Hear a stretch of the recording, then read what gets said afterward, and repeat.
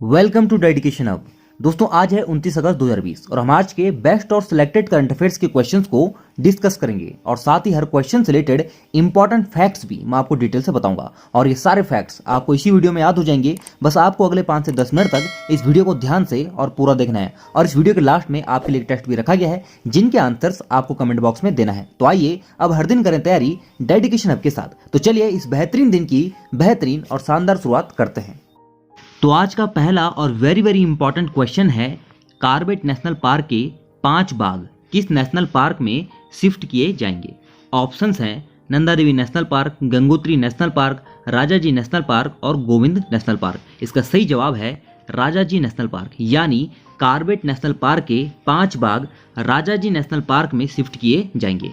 अब देखिए यहाँ पर इंपॉर्टेंट पॉइंट यह जान लीजिए कि उत्तराखंड में टोटल कितने नेशनल पार्क हैं? 6 नेशनल पार्क हैं, जिनमें से 5 के नाम आप यहाँ पर पढ़ सकते हैं। Corbett national park, Nanda Devi national park, Gangotri national park, Rajaji national park और गोविंद नेशनल पार्क। और 6वां नेशनल पार्क है फूलों की घाटी नेशनल पार्क, यानी फूलों की घाटी राष्ट्रीय उद्यान।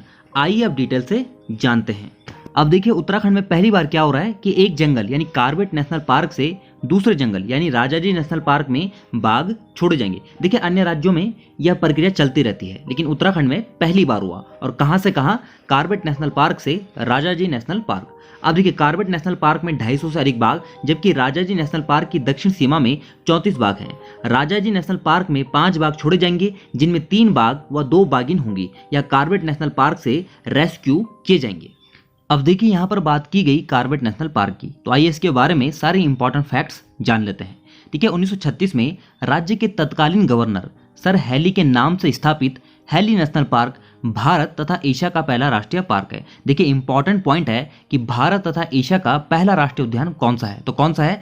कार्बेट नेशनल पार्क, जिसका पुराना नाम है हैली नेशनल पार्क। अब देखिए 1936 में स्थापित हैली नेशनल पार्क का नाम स्वतंत्रता के बाद बदलकर रामगंगा नेशनल पार्क व 1957 में महान प्रकृति प्रेमी जिम कार्बेट की स्मृति में इसका नाम एक बार पुनः बदलकर कार्बेट नेशनल पार्क रखा गया। तो देखिए 1936 में नाम था हैली नेशनल पार्क, उसके बाद कर दिया गया रामगंगा नेशनल पार्क और 1957 में इसका नाम बदलकर कर दिया गया कार्बेट नेशनल पार्क। अब देखिए इसका क्षेत्रफल है 520.82 वर्ग किलोमीटर। और देखिए क्षेत्रफल की दृष्टि से उत्तराखंड का सबसे बड़ा नेशनल पार्क है गंगोत्री नेशनल पार्क। कौन सा?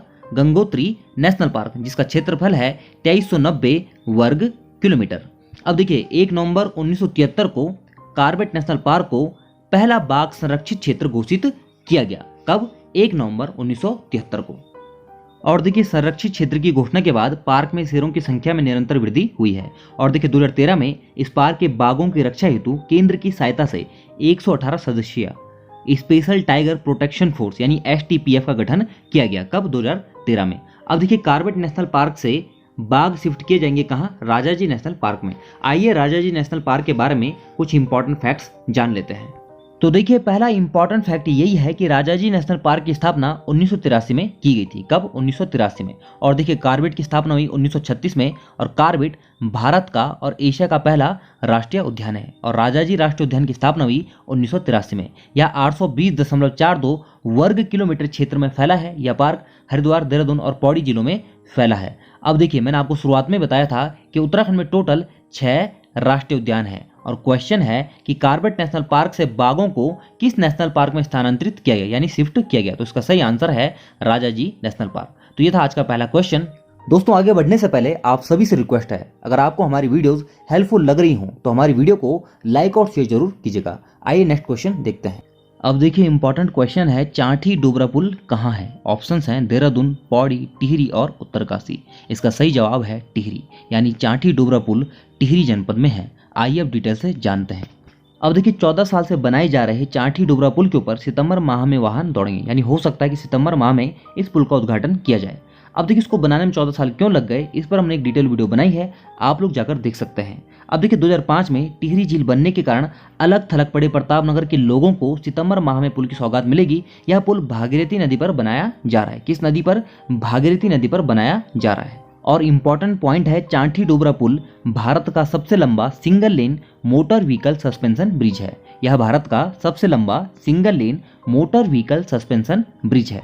अब देखिए इस पुल की लंबाई 440 मीटर और चौड़ाई 7 मीटर है। और यहाँ पर क्वेश्चन था कि डोबरा चांटी पुल किस जनपद में है, तो किस जनपद में है, टिहरी जनपद में है। आइए नेक्स्ट क्वेश्चन देखते हैं। तो देखिए वेरी वेरी इंपॉर्टेंट क्वेश्चन है, गढ़वाल राइफल्स रेजिमेंटल सेंटर कहाँ है, यानी GRRC Garhwal rifles regimental centre कहाँ है। ऑप्शंस हैं देहरादून, रानीखेत, ताड़ीखेत और लैंसडाउन। इसका सही आंसर है लैंसडाउन, यानी गढ़वाल राइफल्स रेजिमेंटल सेंटर आपका लैंसडाउन में है। आइए अब डिटेल से जानते हैं। अब देखिए हाल ही में चर्चा में इसलिए है क्योंकि गढ़वाल राइफल्स रेजिमेंटल सेंटर के नायक भवानी दत्त जोशी परेड ग्राउंड में 54वें कोर्स के 191 रिक्रूट देश की सुरक्षा की शपथ लेते हुए गढ़वाल राइफल्स में नए राइफलमैन के रूप में शामिल हुए। अब देखिए यहाँ पर बात की जा रही है गढ़वाल राइफल्स के बारे में, तो आइए इसके इतिहास के बारे में और इसके बारे में सारे इंपॉर्टेंट फैक्ट्स जान लेते हैं। अब देखिए 1815 में क्या हुआ, गोरखाओं व अंग्रेजों के बीच युद्ध हुआ। जिस युद्ध में कौन पराजित हुआ, गोरखा पराजित हुए। लेकिन उनकी वीरता से प्रभावित होकर अंग्रेजों ने उन्हें अपनी सेना में भर्ती करने का निर्णय लिया और गोरखा रेजिमेंट के नाम से एक अलग रेजिमेंट का गठन किया गया। इस रेजिमेंट में बड़ी संख्या में गढ़वाली सैनिक भी मौजूद थे। अब देखिए स्टेप बाय स्टेप समझिएगा किस प्रकार से गढ़वाल राइफल्स का गठन हुआ।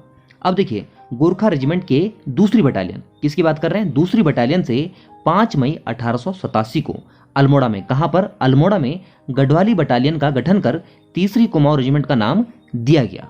तो देखिए इस प्रकार से गोरखा रेजिमेंट से ही गढ़वाली बटालियन का गठन किया गया। अब देखिए इंपॉर्टेंट पॉइंट है नवंबर 1887। इस समय पर क्या हुआ, कालो डांडा जिसको वर्तमान में कहा जाता है आपका लैंसडाउन, यहाँ पर क्या छावनी बनाने का कार्य सौंपा गया। अब देखिए 1891 में क्या हुआ, 39वीं Garhwali regiment of Bengal infantry, क्या 39वीं Garhwali regiment of Bengal infantry का गठन कर वर्मा में चीनियों के खिलाफ युद्ध के लिए भेजा गया। अब देखिए 1892 में क्या हुआ, इसे राइफल्स खिताब मिला। इंपॉर्टेंट पॉइंट है, कौन सा खिताब मिला, राइफल्स खिताब मिला। इसका नाम क्या कर दिया गया, प्रथम बटालियन 39 गढ़वाल राइफल्स कर दिया गया। इसके बाद बात की जाती है 1901 की। इसमें क्या हुआ, सेकंड बटालियन 39 गढ़वाल राइफल्स का गठन हुआ। तो देखिए 1892 में क्या हुआ, प्रथम बटालियन 39 गढ़वाल राइफल्स। उसके बाद क्या हुआ, 1901 में सेकंड बटालियन 39 गढ़वाल राइफल्स। अब देखिए प्रथम विश्व युद्ध में क्या हुआ, इसके सैनिकों ने अपना अदम्य साहस और पराक्रम का परिचय दिया। इसी वजह से 1921 में इसको रॉयल का खिताब मिला व इसका नाम बदलकर 39वीं रॉयल गढ़वाल राइफल्स कर दिया गया। अब देखिए 1922 में सैन्य पुनर्गठन के बाद इसका नाम 18वीं रॉयल गढ़वाल राइफल्स कर दिया गया। अब देखिए 1945 में इसे रॉयल गढ़वाल राइफल्स कहा जाने लगा और आज़ादी के बाद इसका नाम बदलकर गढ़वाल राइफल्स कर दिया गया। अब देखिए इस समय इसकी कुल 19 बटालियनें हैं। कितनी, 19 बटालियनें हैं। अब देखिए उत्तराखंड के पहले व्यक्ति जिन्हें विक्टोरिया क्रॉस से सम्मानित किया गया, कौन, दरबान सिंह नेगी जी। और फ्रांस के न्यू सैपल्स में शहीद होने वाले और सबसे कम उम्र में विक्टोरिया क्रॉस से सम्मानित गब्बर सिंह नेगी जी। और पेशावर कांड जो कि 23 अप्रैल 1930 को हुआ था, इसके नायक वीर चंद्र सिंह गढ़वाली जी। इन सभी का संबंध किससे है, गढ़वाल राइफल से है। अब देखिए वीर चंद्र सिंह गढ़वाली हो गए, गब्बर सिंह नेगी हो गए, इनकी मैंने कंप्लीट बायोग्राफी बनाई है जिसमें मैंने इनके लाइफ से रिलेटेड एक एक इंपॉर्टेंट फैक्ट्स बताए हैं जो कि एग्जाम की दृष्टि से भी बहुत ज़्यादा महत्वपूर्ण है। तो आप जाकर उन वीडियो को देख सकते हैं। इसका लिंक मैं आई बटन में और डिस्क्रिप्शन में दे दूंगा। और हाँ, 1971 में जब भारत पाक का युद्ध हुआ था तब इस बटालियन के कैप्टन सीएन सिंह को महावीर चक्र प्रदान किया गया था। इस प्रकार से जो गढ़वाल राइफल्स है, इसका जो इतिहास है वो पराक्रम और वीरता से भरा पड़ा है। अब देखिए इस बटालियन को 15 अगस्त 1947 को कोलकाता में फोर्ट विलियम पर राष्ट्रीय ध्वज फहराने का भी गौरव प्राप्त है। इस रेजिमेंट का युद्ध जयघोष क्या है, जय बद्री विशाल। क्या है, जय बद्री विशाल। तो जब भी कोई युद्ध होता है तो ये उद्घोष करते हैं, जय बद्री विशाल लाल की जय। और यहाँ पर क्वेश्चन था गढ़वाल राइफल्स रेजिमेंटल सेंटर कहाँ है, तो इसका सही जवाब है लैंसडाउन, जिसको पहले कालों का डांडा भी कहा जाता था। आइए अब कल के क्वेश्चन का आंसर जानते हैं। कल का पहला क्वेश्चन था मुख्यमंत्री स्वरोजगार योजना के तहत सेवा क्षेत्र में कितना ऋण दिया जा रहा है। इसका सही जवाब था 10 लाख रुपए तक का ऋण दिया जा रहा है। नेक्स्ट क्वेश्चन था प्लांटिका फाउंडेशन की ओर से किसे best thesis and innovative research award से सम्मानित किया गया। किसे, सुभाष कोठियाल जी को सम्मानित किया गया। तो देखिए मोस्टली सभी स्टूडेंट के आंसर सही थे और मैं फिर से आपसे यही कहूंगा कि हर क्वेश्चन का आंसर डिटेल से कमेंट बॉक्स में जरूर दिया करें, क्योंकि जो हम लिख लेते हैं वो हमें हमेशा के लिए याद रहता है। इसलिए आंसर्स लिखना अपनी आदत बना लीजिए। आइए अब आज के क्वेश्चन देखते हैं। तो आज का पहला क्वेश्चन है हिमालयी राज्यों में उत्तराखंड को निर्यात रैंकिंग में कौन सा स्थान मिला है। दूसरा क्वेश्चन है हाल ही में 26 अगस्त को उत्तराखंड की किस महान विभूति की 134वीं जयंती मनाई गई। तो अपना आंसर कमेंट बॉक्स में जरूर लिखें। तो दोस्तों कैसे लगी आपको ये वीडियो, कमेंट बॉक्स में अपनी प्रतिक्रियाएं जरूर दीजिएगा। और आपके लिए अगर ये वीडियो थोड़ा भी हेल्पफुल रही हो तो इस वीडियो को ज़्यादा से ज़्यादा शेयर कीजिएगा। आपके लिए PDF मनीषा मखलोगा ने तैयार की है। मिलते हैं कल सुबह 30 अगस्त के करंट अफेयर्स के साथ। Keep learning, keep signing. Thanks for watching.